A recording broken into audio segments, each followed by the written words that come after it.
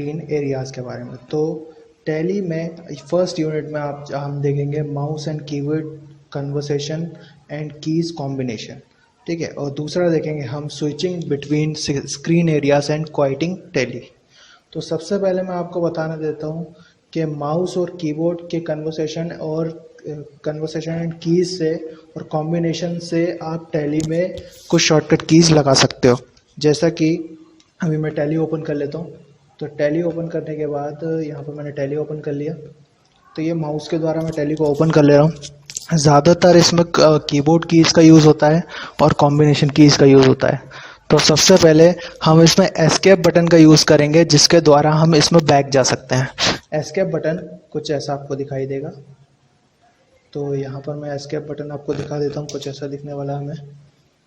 तो escape button, ये escape button होता है, कीबोर्ड में मिलता है ये।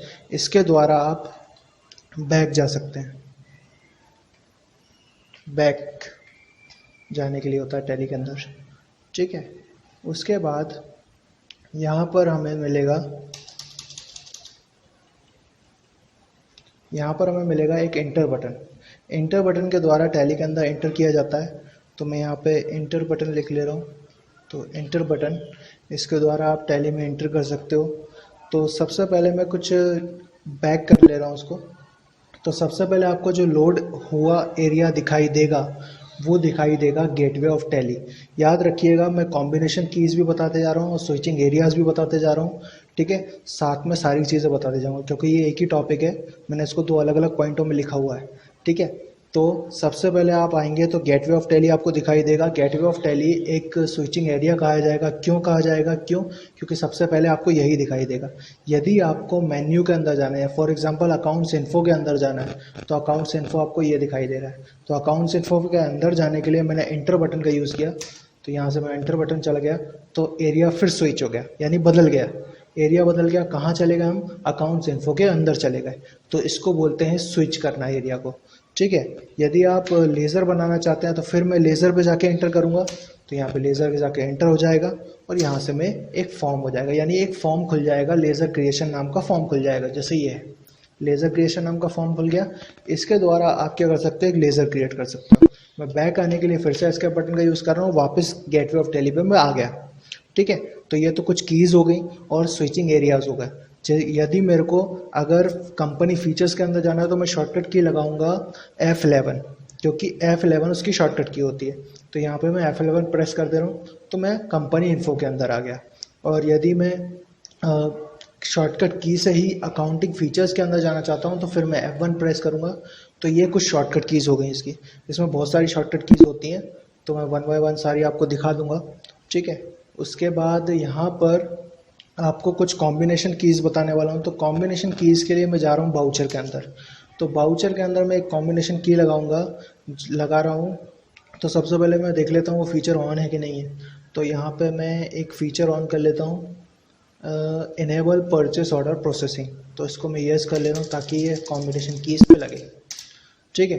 तो फिर मैंने यहाँ पे लगाया एल्टर के साथ F4, ठीक है। एल्टर के साथ F4 प्रेस किया तो यहाँ पे परचेस ऑर्डर ओपन हो गया। मैं बैक कर देता हूँ, ठीक है। फिर एंटर करता हूँ। मैंने फिर एल्टर के साथ F4 दबाया, फिर से एक परचेस ऑर्डर ऑन हो गया। इनको बोलते हैं कॉम्बिनेशन की। मतलब कि कॉम्बिनेशन की कुछ ऐसे काम करती है, जैसे मैंने यहाँ पे लिखा एल्टर, इसके साथ हमें प्रेस करना है F4। इससे क्या होगा, हम एक बाउचर के अंदर चले जाएंगे जिससे इसे बोला जाता है कॉम्बिनेशन कीज़। तो मैंने आपको यहाँ पे तीन चीज़ें बताई थी।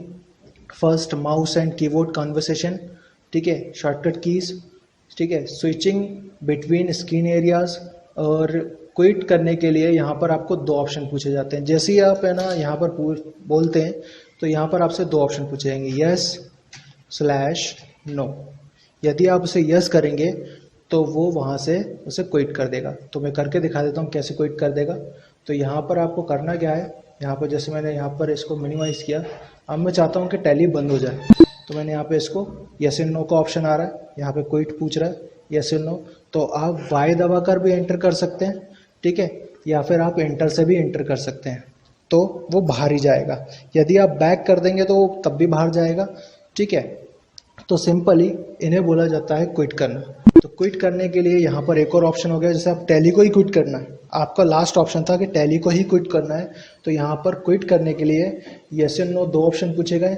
अगर मैं एंटर प्रेस करता हूँ तब भी क्विट हो जाएगी, अगर मैं बैक प्रेस करूँगा तो बैक में वापस चला जाऊँगा, गेटवे ऑफ टैली पे लोड हो जाएगा, ठीक है। लेकिन यदि मैं अगर एंटर प्रेस करता हूँ या फिर वाई प्रेस करता हूँ तो यहाँ से टैली क्विट हो जाएगी, यानी कि बंद हो गई।